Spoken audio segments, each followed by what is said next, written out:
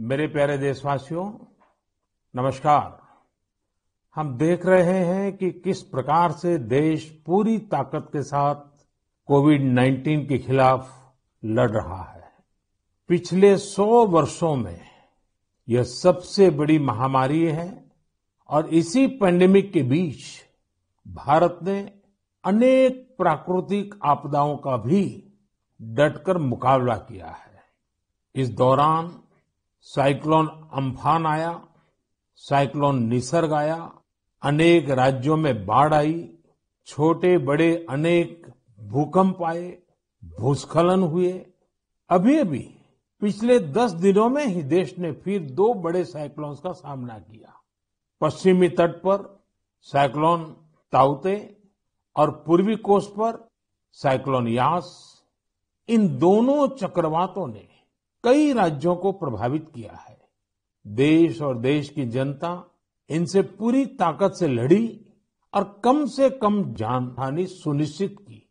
हम अब ये अनुभव करते हैं कि पहले के वर्षों की तुलना में ज्यादा से ज्यादा लोगों की जान बचा पा रहे हैं। विपदा के इस कठिन और असाधारण परिस्थिति में साइक्लोन से प्रभावित हुए सभी राज्यों के लोगों ने जिस प्रकार से साहस का परिचय दिया है, इस संकट की घड़ी में बड़े धैर्य के साथ, अनुशासन के साथ मुकाबला किया है, मैं आदरपूर्वक, हृदयपूर्वक सभी नागरिकों की सराहना करना चाहता हूं। जिन लोगों ने आगे बढ़कर राहत और बचाव के कार्य में हिस्सा लिया, ऐसे सभी लोगों की जितनी सराहना करें उतनी कम है। मैं उन सबको सैल्यूट करता हूं। केंद्र, राज्य सरकारें और स्थानीय प्रशासन सभी एक साथ मिलकर इस आपदा का सामना करने में जुटे हुए हैं। मैं उन सभी लोगों के प्रति अपनी संवेदना व्यक्त करता हूं जिन्होंने अपने करीबियों को खोया है। हम सभी इस मुश्किल घड़ी में उन लोगों के साथ मजबूती से खड़े हैं जिन्होंने इस आपदा का नुकसान झेला है। मेरे प्यारे देशवासियों, चुनौती कितनी ही बड़ी हो, भारत का विजय का संकल्प भी हमेशा उतना ही बड़ा रहा है। देश की सामूहिक शक्ति और हमारे सेवा भाव ने देश को हर तूफान से बाहर निकाला है।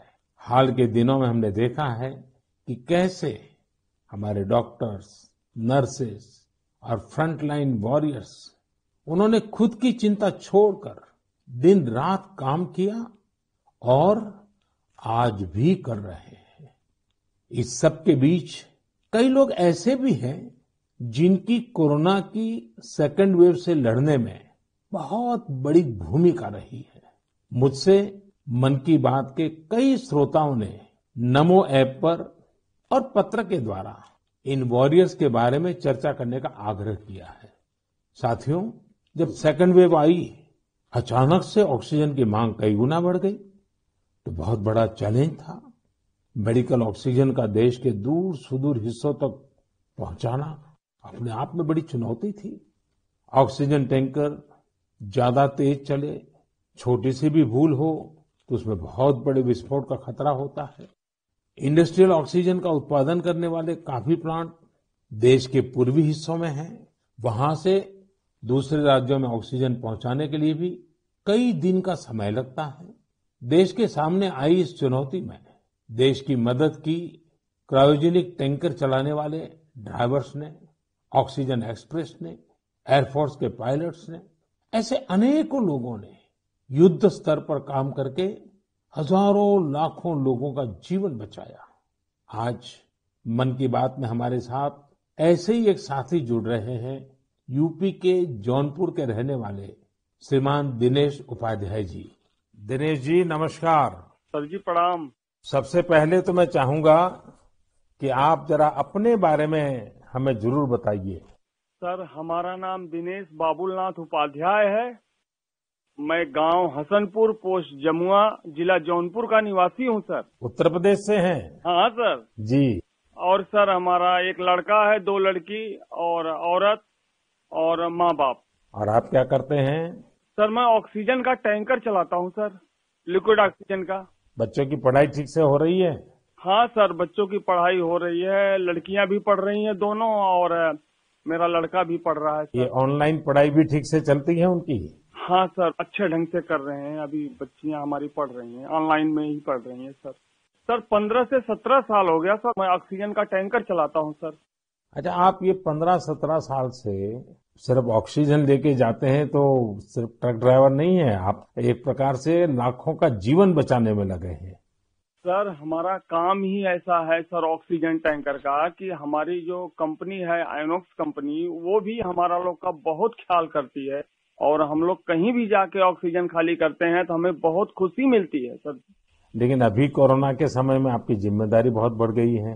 हाँ सर, बहुत बढ़ गई है। जब आप अपने ट्रक की ड्राइविंग सीट पर होते हैं तो आपके मन में क्या भाव होता है? पहले की तुलना में क्या अलग अनुभव? काफी दबाव भी रहता होगा, मानसिक तनाव रहता होगा, परिवार की चिंता, कोरोना का माहौल, लोगों की तरफ से दबाव, मांगे, क्या कुछ होता होगा?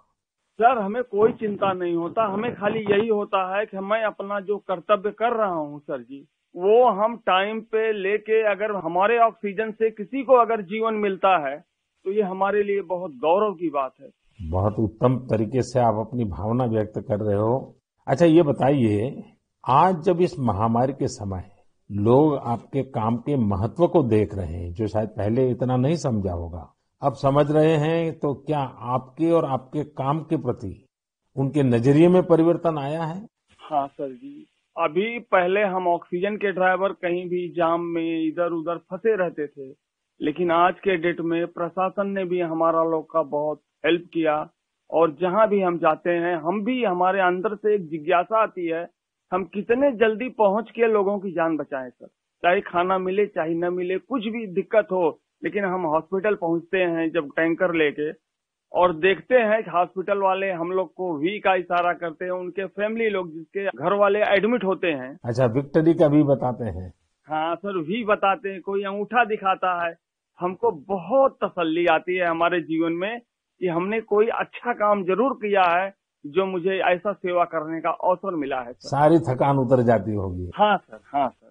तो घर आकर के बच्चों से बातें बताते हो आप सब? नहीं सर, बच्चे तो हमारे गांव में रहते हैं, हम तो यहाँ आइनॉक्स एयर प्रोडक्ट में मैं ड्राइवरी करता हूँ। 8-9 महीने के बाद तब घर जाता हूँ। तो कभी फोन पे बच्चों से बात करते होंगे तो? हाँ सर, बराबर होता है। तो उनके मन में रहता होगा, पिताजी जरा संभालिए ऐसे समय। सर जी, वो लोग बोलते हैं पापा काम करो लेकिन अपने सेफ्टी से करो, और हम लोग सर सेफ्टी से काम करते हैं। हमारा मानगांव प्लांट भी है और आइनॉक्स बहुत हमारा लोग का हेल्प करता है। चलिए दिनेश जी, मुझे बहुत अच्छा लगा आपकी बातें सुन करके, और देश को भी लगेगा कि इस कोरोना की लड़ाई में कैसे कैसे किस प्रकार से लोग काम कर रहे हैं। आप 9-9 महीने तक अपने बच्चों को नहीं मिल रहे हैं, परिवार को नहीं मिल रहे हैं, सिर्फ लोगों की जान बच जाए। जब ये देश सुनेगा ना, देश को गर्व होगा कि लड़ाई हम जीतेंगे, क्योंकि दिनेश उपाध्याय जैसे लाखों लाखों ऐसे लोग हैं जो जी जान से जुटे हुए हैं। सर जी, हम लोग कोरोना को किसी ना किसी दिन जरूर हराएंगे सर जी। चलिए दिनेश जी, आपकी ये भावना, यही तो देश की ताकत है। बहुत बहुत धन्यवाद दिनेश जी, और आपके बच्चों को मेरे आशीर्वाद कहिएगा। ठीक है, प्रणाम। धन्यवाद। प्रणाम। धन्यवाद। साथियों, जैसा कि दिनेश जी बता रहे थे, वाकई जब एक टैंकर ड्राइवर ऑक्सीजन लेकर अस्पताल पहुंचते हैं तो ईश्वर के भेजे गए दूत ही लगते हैं। हम समझ सकते हैं कि ये काम कितनी जिम्मेदारी का होता है और इसमें कितना मानसिक दबाव भी होता है। साथियों, चुनौती के इसी समय में ऑक्सीजन के ट्रांसपोर्टेशन को आसान करने के लिए भारतीय रेल भी आगे आई है। ऑक्सीजन एक्सप्रेस, ऑक्सीजन रेल ने सड़क पर चलने वाले ऑक्सीजन टैंकर से कहीं ज्यादा तेजी से, कहीं ज्यादा मात्रा में ऑक्सीजन देश के कोने कोने में पहुंचाई। माताओं बहनों को ये सुनकर गर्व होगा कि एक ऑक्सीजन एक्सप्रेस तो पूरी तरह महिलाएं ही चला रही है। देश की हर नारी को इस बात का गर्व होगा। इतना ही नहीं, हर हिंदुस्तानी को गर्व होगा। मैंने ऑक्सीजन एक्सप्रेस की एक लोको पायलट शिरीषा गजनी जी को मन की बात में आमंत्रित किया है। शिरीषा जी, नमस्ते। नमस्ते सर। कैसे है सर? मैं बहुत ठीक हूँ शिरिषा जी। मैंने सुना है कि आप तो रेलवे पायलट के रूप में काम कर रही है और मुझे बताया गया कि आपकी पूरी महिलाओं की टोली ये ऑक्सीजन एक्सप्रेस को चला रही है। शिरिषा जी, आप बहुत ही शानदार काम कर रही हैं। कोरोना काल में आपकी तरह अनेक महिलाओं ने आगे आकर कोरोना से लड़ने में देश को ताकत दी है। आप भी नारी शक्ति का एक बहुत बड़ा उदाहरण है। लेकिन देश जानना चाहेगा, मैं जानना चाहता हूँ कि आपको ये मोटिवेशन कहाँ से मिलता है? सर मुझको मोटिवेशन मेरा फादर मदर भी है सर। मेरा फादर गवर्नमेंट एम्प्लॉय है sir. Actually I am having 2 elder sisters. We are 3 members ladies only, but my father giving very encourage to work. My first sister doing government job in bank work, and I am settled in railway. My parents only encouraging me. अच्छा शिरिषा जी, आपने सामान्य दिनों में भी railway को अपनी सेवाएं दी है, ट्रेन को स्वाभाविक चला है, लेकिन जब ये एक तरफ ऑक्सीजन की इतनी मांग और जब आप ऑक्सीजन को लेके जा रही है तो थोड़ा जिम्मेदारी भरा काम होगा, थोड़ी और जिम्मेवारी होगी। सामान्य गुड्स को ले जाना अलग बात है, ऑक्सीजन तो बहुत ही डेलिकेट भी होती है चीजें, तो क्या अनुभव आता था? मैं हैप्पीली फील किया ये काम करने के लिए। ऑक्सीजन स्पेशल देने के टाइम में सभी देखिए सेफ्टी का wise, formation wise any leakage है। नेक्स्ट इंडियन रेलवे भी सपोर्टिव है सर। ये ऑक्सीजन चलाने के लिए मुझको ग्रीन पाथ दिया ये गाड़ी चलाने के लिए। 125 किलोमीटर 1.5 आवर में रीच हो गया। इतना रेलवे भी रेस्पॉन्सिबिलिटी ले लिया, मैं भी रेस्पॉन्सिबिलिटी है सर। वाह, चलिए शिरिषा जी, मैं आपको बहुत बधाई देता हूँ और आपके पिताजी माताजी को विशेष रूप से प्रणाम करता हूँ, जिन्होंने तीनों बेटियों को इतनी प्रेरणा दी और उनको इतना आगे बढ़ाया और इस प्रकार का हौसला दिया है। और मैं समझता हूँ ऐसे माँ बाप को भी प्रणाम और आप सभी बहनों को भी प्रणाम, जिन्होंने इस प्रकार से देश की सेवा भी की और जज्बा भी दिखाया है। बहुत बहुत धन्यवाद शिरिषा जी। धन्यवाद सर, थैंक यू सर। आपका ब्लेसिंग चाहिए सर। बस परमात्मा का आशीर्वाद आप पर बना रहे, आपके माता पिता का आशीर्वाद बना रहे। धन्यवाद जी। धन्यवाद सर। साथियों, हमने अभी शिरिषा जी की बात सुनी। उनके अनुभव प्रेरणा भी देते हैं, भावुक भी करते हैं। वास्तव में ये लड़ाई इतनी बड़ी है कि इसमें रेलवे की ही तरह हमारा देश जल, थल, नभ तीनों मार्गों से काम कर रहा है। एक और खाली टैंकर्स को एयरफोर्स के विमानों द्वारा ऑक्सीजन प्लांट तक पहुंचाने का काम हो रहा है। दूसरी ओर नए ऑक्सीजन प्लांट बनाने का काम भी पूरा किया जा रहा है। साथ ही विदेशों से ऑक्सीजन, ऑक्सीजन कंसंट्रेटर्स और क्रायोजेनिक टैंकर्स भी देश में लाए जा रहे हैं। इसलिए इसमें नेवी भी लगी, एयरफोर्स भी लगी, आर्मी भी लगी और डीआरडीओ जैसी हमारी संस्थाएं भी जुटी हैं। हमारे कितने ही वैज्ञानिक, इंडस्ट्री के एक्सपर्ट्स और टेक्नीशियन भी युद्ध स्तर पर काम कर रहे हैं। इन सब के काम को जानने की, समझने की जिज्ञासा सभी देशवासियों के मन में है। इसलिए हमारे साथ हमारी एयरफोर्स के ग्रुप कैप्टन पटनायक जी जुड़ रहे हैं। पटनायक जी, जय हिंद। सर जय हिंद। सर मैं ग्रुप कैप्टन ए.के. पटनायक हूँ, वायुसेना स्टेशन हिंडन से बात कर रहा हूँ। पटनायक जी, दुनिया भर में जाकर के टैंकर लाना, टैंकर यहाँ पहुंचाना, मैं जानना चाहूंगा कि एक फौजी के नाते एक अलग प्रकार का काम आपने किया है। मरने मारने के लिए दौड़ना होता है, आज आप जिंदगी बचाने के लिए दौड़ रहे हैं। कैसा अनुभव हो रहा है? सर इस संकट के समय में हमारे देशवासियों को मदद कर सकते हैं, ये हमारे लिए बहुत ही सौभाग्य का काम है सर। और ये जो भी हमें मिशंस मिले हैं, हम बखूबी से उसको निभा रहे हैं। हमारी ट्रेनिंग और सपोर्ट सर्विसेज जो हैं हमारी पूरी मदद कर रहे हैं। और सबसे बड़ी चीज है सर, इसमें जो हमें जॉब सेटिस्फैक्शन मिल रही है वो बहुत ही हाई लेवल पे है और इसी की वजह से हम कंटिन्यूअस ऑपरेशंस कर पा रहे हैं। कैप्टन, आप इन दिनों जो प्रयास किए हैं और वो भी कम से कम समय में सब कुछ करना पड़ा है, उसमें अभी इन दिनों क्या रहा आपका? सर पिछले 1 महीने से हम कंटिन्यूअसली ऑक्सीजन टैंकर्स और liquid oxygen containers domestic destination और इंटरनेशनल डेस्टिनेशन दोनों से उठा रहे हैं सर। करीब 1600 सॉर्टी से ज्यादा एयरफोर्स कर चुकी है और 3000 से ज्यादा घंटे हम उड़ चुके हैं। करीब 160 इंटरनेशनल मिशन कर चुके हैं, जिस वजह से हम हर जगह से ऑक्सीजन टैंकर्स जो पहले अगर डोमेस्टिक में 2 से 3 दिन लगते थे, हम उसको 2 से 3 घंटे में एक जगह से दूसरी जगह पहुंचा सकते हैं सर। और इंटरनेशनल मिशंस में भी within 24 hour continuous round the clock operations करके पूरी एयरफोर्स इसमें लगी हुई है कि जितनी जल्दी हो सके हम जितने ज्यादा टैंकर ला सकें और देश की मदद कर सके सर। कैप्टन, आपको इंटरनेशनल में अभी कहाँ कहाँ दौड़ भागना पड़ा? सर शॉर्ट नोटिस पे हमें सिंगापुर, दुबई, बेल्जियम, जर्मनी और यूके, ये सब जगह पे different fleets of the Indian air force sir, IL-76, C-17 और बाकी सारे विमान गए थे, C-130, जो बहुत ही शॉर्ट नोटिस पे ये मिशन प्लान करके हमारी ट्रेनिंग और जोश की वजह से हम टाइमली इन मिशन को कंप्लीट कर पाए सर। देखिए, इस बार देश गर्व अनुभव करता है कि जल हो, थल हो, नभ हो, हमारे सारे जवान इस कोरोना के खिलाफ लड़ाई में लगे हैं।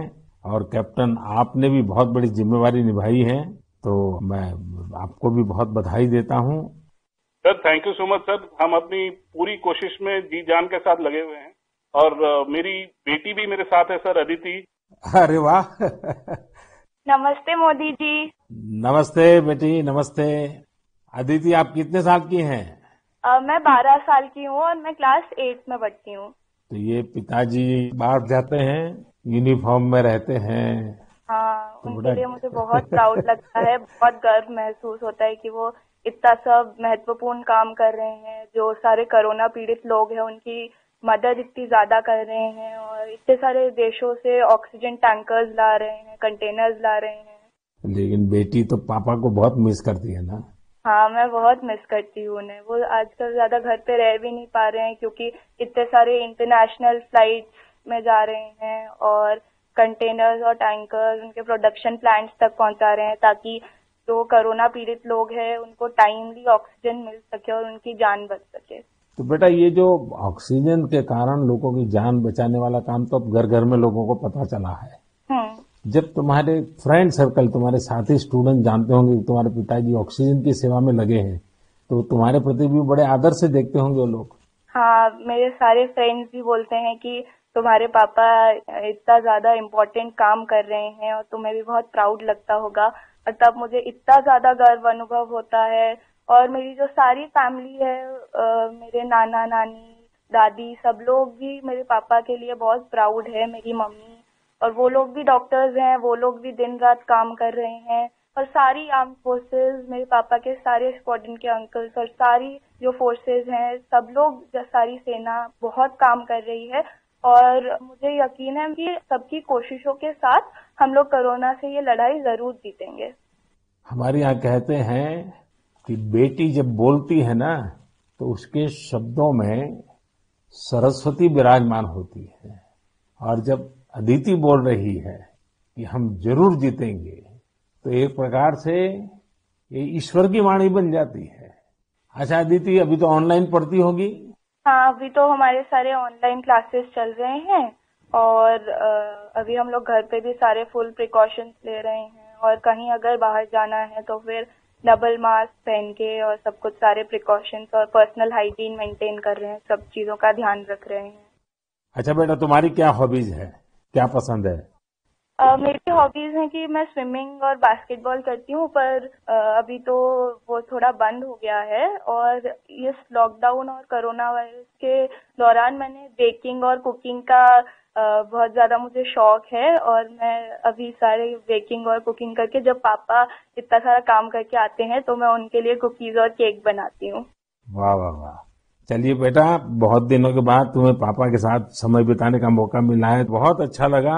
और कैप्टन, आपको भी मैं बहुत बधाई देता हूँ। लेकिन जब मैं कैप्टन को बधाई देता हूँ, मतलब सिर्फ आपको ही नहीं, सारे हमारे फोर्सेस, जल, थल, नभ, जिस प्रकार से जुटे हुए हैं, मैं सबको सैल्यूट करता हूँ। धन्यवाद भैया। Thank you sir. साथियों, वाकई हमारे इन जवानों ने, इन वॉरियर्स ने जो काम किया है, इसके लिए देश इन्हें सैल्यूट करता है। इसी तरह लाखों लोग दिन रात जुटे हुए हैं। जो काम वो कर रहे हैं वो उनके रूटीन काम का हिस्सा नहीं है। इस तरह की आपदा तो दुनिया पर 100 साल बाद आई है, एक शताब्दी के बाद इतना बड़ा संकट। इसलिए इस तरह के काम का किसी के पास कोई भी अनुभव नहीं था। इसके पीछे देश सेवा का जज्बा है और एक संकल्प शक्ति है। इसी से देश ने वो काम किया है जो पहले कभी नहीं हुआ। आप अंदाजा लगा सकते हैं, सामान्य दिनों में हमारे यहाँ एक दिन में 900 metric ton liquid medical oxygen का प्रोडक्शन होता था। अब ये 10 गुना से भी ज्यादा बढ़कर करीब करीब 9,500 मीट्रिक टन प्रतिदिन उत्पादन हो रहा है। इस ऑक्सीजन को हमारे वॉरियर्स देश के दूर सुदूर कोने तक पहुंचा रहे हैं। मेरे प्यारे देशवासियों, ऑक्सीजन पहुंचाने के लिए देश में इतने प्रयास हुए, इतने लोग जुटे। एक नागरिक के तौर पर ये सारे कार्य प्रेरणा देते हैं। एक टीम बनकर हर किसी ने अपना कर्तव्य निभाया है। मुझे बेंगलुरु से उर्मिला जी ने कहा है कि उनके पति लैब टेक्नीशियन है और ये भी बताया है कि कैसे इतनी चुनौतियों के बीच वो लगातार टेस्टिंग का काम करते रहे हैं। साथियों, कोरोना की शुरुआत में देश में केवल एक ही टेस्टिंग लैब थी, लेकिन आज 2,500 से ज्यादा लैब्स काम कर रही हैं। शुरू में कुछ 100 टेस्ट एक दिन में हो पाते थे, अब 20 लाख से ज्यादा टेस्ट एक दिन में होने लगे हैं। अब तक देश में 33 करोड़ से ज्यादा सैंपल की जांच की जा चुकी है। ये इतना बड़ा काम इन साथियों की वजह से ही संभव हो रहा है। कितने ही फ्रंटलाइन वर्कर्स सैंपल कलेक्शन के काम में लगे हुए हैं। संक्रमित मरीजों के बीच जाना, उनका सैंपल लेना, ये कितनी सेवा का काम है। अपने बचाव के लिए इन साथियों को इतनी गर्मी में भी लगातार पीपीई किट पहन के ही रहना पड़ता है। इसके बाद ये सैंपल लैब में पहुंचता है। इसलिए जब मैं आप सबके सुझाव और सवाल पढ़ रहा था तो मैंने तय किया कि हमारे इन साथियों की भी चर्चा जरूर होनी चाहिए। इनके अनुभवों से हमें भी बहुत कुछ जानने को मिलेगा। तो आइए दिल्ली में एक लैब टेक्नीशियन के तौर पर काम करने वाले हमारे साथी प्रकाश कांडपाल जी से बात करते हैं। प्रकाश जी नमस्कार। नमस्कार आदरणीय प्रधानमंत्री जी। प्रकाश जी, सबसे पहले तो आप मन की बात के हमारे सभी श्रोताओं को अपने बारे में बताइए। आप कितने समय से ये काम कर रहे हैं और कोरोना के समय आपका क्या अनुभव रहा है, क्योंकि देश के लोगों को इस प्रकार से न टीवी पर दिखते हैं न अखबार में दिखते हैं, फिर भी एक ऋषि की तरह लैब में रह करके काम कर रहे हैं। तो मैं चाहूंगा कि आप जब बताएंगे तो देशवासियों को भी जानकारी मिलेंगी कि देश में काम कैसे हो रहा है। सर, मैं दिल्ली सरकार के स्वास्थ्य संस्थान institute of liver and biliary sciences नाम के हॉस्पिटल में पिछले 10 वर्षों से लैब टेक्नीशियन के रूप में कार्यरत हूँ। मेरा स्वास्थ्य क्षेत्र का अनुभव 22 वर्षों का है। आईएलबीएस से पहले भी मैं दिल्ली के Apollo hospital, Rajiv Gandhi cancer hospital, Rotary blood bank जैसे प्रतिष्ठित संस्थान में काम कर चुका हूँ। सर, यद्यपि सभी जगह मैंने रक्त कोष विभाग में अपनी सेवाएं दी, परंतु पिछले वर्ष 1 अप्रैल 2020 से मैं आईएलबीएस के वायरोलॉजी डिपार्टमेंट के अधीनस्थ कोविड टेस्टिंग लैब में कार्य कर रहा हूँ। निस्संदेह कोविड महामारी में स्वास्थ्य एवं स्वास्थ्य से संबंधित सभी साधन संसाधनों पर अत्यधिक दबाव पड़ा, पर मैं इस संघर्ष के दौर को निजी तौर पर इसमें ऐसा अवसर मानता हूँ जब राष्ट्र, मानवता, समाज हमसे अधिक उत्तरदायित्व, सहयोग, हमसे अधिक सामर्थ्य और हमसे अधिक क्षमता के प्रदर्शन की अपेक्षा करता है और आशा करता है। और सर, जब हम राष्ट्र के, मानवता के, समाज की अपेक्षा के और आशा के अनुरूप अपने स्तर पर, जो कि एक बूंद के बराबर है, हम उस पर काम करते हैं, खरा उतरते हैं, तो एक गौरव की अनुभूति होती है। कभी जब हमारे घर वाले भी आशंकित होते हैं या थोड़ा उन्हें भय लगता है, तो ऐसे अवसर पे उनको स्मरण कराता हूँ कि हमारे देश के जवान, जो कि सदैव ही परिवार से दूर सीमाओं पर विषम और असामान्य परिस्थितियों में देश की रक्षा कर रहे हैं, उनकी तुलना में तो हमारा जोखिम जो है कम है, बहुत कम है। तो वो भी इस चीज को समझते हैं और मेरे साथ में एक तरह से वो भी सहयोग करते हैं और वो भी इस आपदा में समान रूप से जो भी सहयोग है उसमें अपनी सहभागिता निभाते हैं। प्रकाश जी, एक तरफ सरकार सबको कह रही है कि दूरी रखो, दूरी रखो। कोरोना में एक दूसरे से दूर रहो। और आपको तो सामने से होकर के कोरोना के जीवाणुओं के बीच में रहना ही पड़ता है, सामने से जाना पड़ता है। तो ये अपने आप में एक जिंदगी को संकट में डालने वाला मामला रहता है, तो परिवार को चिंता होना बहुत स्वाभाविक है। लेकिन फिर भी ये लैब टेक्नीशियन का काम सामान्य संजोगों में एक है और ऐसी पेंडेमिक स्थिति में दूसरा है, और वो आप कर रहे हैं तो काम के घंटे भी बहुत बढ़ गए होंगे। रात रात लैब में निकालना पड़ता होगा, क्योंकि इतना करोड़ों लोगों का टेस्टिंग हो रहा है तो बोझ भी बड़ा होगा। लेकिन अपनी सुरक्षा के लिए भी सावधानी रखते हैं कि नहीं रखते हैं? बिल्कुल रखते हैं सर। हमारे ILBS की जो लैब है वो WHO से मान्यता प्राप्त है, तो जो सारे प्रोटोकॉल हैं वो इंटरनेशनल स्टैंडर्ड के हैं। हम त्रिस्तरीय जो हमारी पोशाक है उसमें हम जाते हैं लैब में और उसी में हम काम करते हैं, और उसका पूरा डिस्कार्डिंग का, लेबलिंग का और उनको टेस्टिंग का एक पूरा प्रोटोकॉल है, तो उस प्रोटोकॉल के तहत काम करते हैं। तो सर ये भी ईश्वर की कृपा है कि मेरा परिवार और मेरे जानने वाले अधिकतर जो अभी तक इस संक्रमण से बचे हुए हैं। तो एक चीज है कि अगर आप सावधानी रखते हैं और संयम बरतते हैं तो आप थोड़ा बहुत इससे बचे रह सकते हैं। प्रकाश जी, आप जैसे हजारों लोग पिछले 1 साल से लैब में बैठे हैं और इतनी जहमत कर रहे हैं, इतने लोगों को बचाने का काम कर रहे हैं, जो देश आज जान रहा है। लेकिन प्रकाश जी, मैं आपके माध्यम से आपकी बिरादरी के सभी साथियों को हृदयपूर्वक धन्यवाद करता हूं, देशवासियों की तरफ से धन्यवाद करता हूं। और आप स्वस्थ रहिए, आपका परिवार स्वस्थ रहे, मेरी बहुत शुभकामनाएं हैं। धन्यवाद प्रधानमंत्री जी, मैं आपका बहुत बहुत आभारी हूं कि आपने मुझे अवसर प्रदान किया।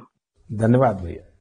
साथियों, एक प्रकार से बात तो मैंने भाई प्रकाश जी से की है, लेकिन उनकी बातों में हजारों लैब टेक्नीशियंस की सेवा की सुगंध हम तक पहुंच रही है। इन बातों में हजारों लाखों लोगों का सेवा भाव तो दिखता ही है। हम सभी को अपने जिम्मेदारी का भी बोध होता है। जितनी मेहनत और लगन से भाई प्रकाश जी जैसे हमारे साथी काम कर रहे हैं, उतनी ही निष्ठा से उनका सहयोग कोरोना को हराने में बहुत मदद करेगा। मेरे प्यारे देशवासियों, अभी हम हमारे कोरोना वॉरियर्स की चर्चा कर रहे थे। पिछले 1.5 सालों में हमने उनका खूब समर्पण और परिश्रम देखा है, लेकिन इस लड़ाई में बहुत बड़ी भूमिका देश के कई क्षेत्रों के अनेक वॉरियर्स की भी है। आप सोचिए, हमारे देश पर इतना बड़ा संकट आया, इसका असर देश की हर एक व्यवस्था पर पड़ा। कृषि व्यवस्था ने खुद को इस हमले से काफी हद तक सुरक्षित रखा। सुरक्षित ही नहीं रखा, बल्कि प्रगति भी की, आगे भी बढ़ी। क्या आपको पता है कि इस महामारी में भी हमारे किसानों ने रिकॉर्ड उत्पादन किया है? किसानों ने रिकॉर्ड उत्पादन किया तो इस बार देश ने रिकॉर्ड फसल खरीदी भी की। इस बार कई जगहों पर तो सरसों के लिए किसानों को MSP से भी ज्यादा भाव मिला है। रिकॉर्ड खाद्यान्न उत्पादन की वजह से ही हमारा देश हर देशवासी को संबल प्रदान कर पा रहा है। आज इस संकट काल में 80 करोड़ गरीबों को मुफ्त राशन उपलब्ध कराया जा रहा है, ताकि गरीब के घर में भी कभी ऐसा दिन न आए जब चूल्हा न जले। साथियों, आज हमारे देश के किसान कई क्षेत्रों में नई व्यवस्थाओं का लाभ उठाकर कमाल कर रहे हैं। जैसे कि अगरतला के किसानों को ही लीजिए। ये किसान बहुत अच्छे कटहल की पैदावार करते हैं।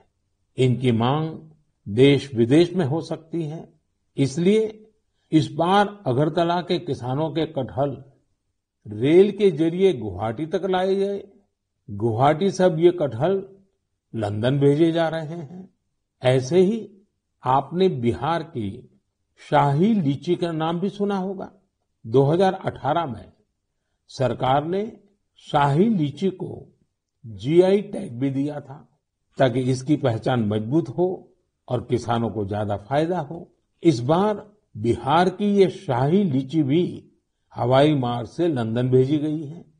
पूरब से पश्चिम, उत्तर से दक्षिण, हमारा देश ऐसे ही अनूठे स्वाद और उत्पादों से भरा पड़ा है।